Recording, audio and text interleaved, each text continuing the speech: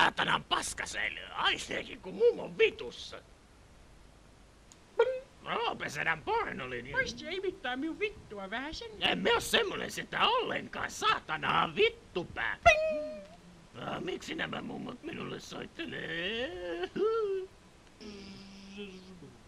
Yksikään hikinen itikka ei pilaa minun päivääni. Ja minä joudun jäämään pieneksi pilluksi. Koko iäkseni pieneksi pilluksi. Mutta minä mahdun sinun sisäsi, koska minäkin olen pieni. No se sitten pelleäkin. Missä pillu 175 kumppia? Yksi suihinauttaja kaikille pillua. Ja noin takana olevat voi vetää toisiaan ja me katsotaan ja runkataan vieressä. Roopesetä! Kato mitä löysimme! Pedofiilikirja!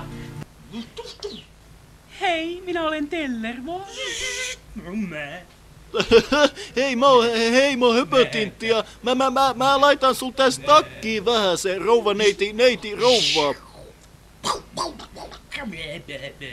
No voi että sentään, pässit enste. Siitä on niin montaa vuotta kun pässit on mennyt enste, mä tiedän sen. Sä oot niin kookahko. Niin mitä hä? Tulethan luokseni illalla, huone numero 127. No kun mä olen homo ja mä en pysty sellaiseen. Siitä huolimatta, tule, otan suihin, hei! No mutta kyllä mä voisin yhden blowjobin ottaa. Missäs täällä saanut siellä persettä? Bordellissa vuoren takana. No sinne sitten sen verran kutiaa. Joo, mennään vaan.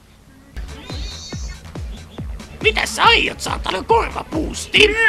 Hillamunkki, mies ja mäkäryynejä, ja liaröönejä,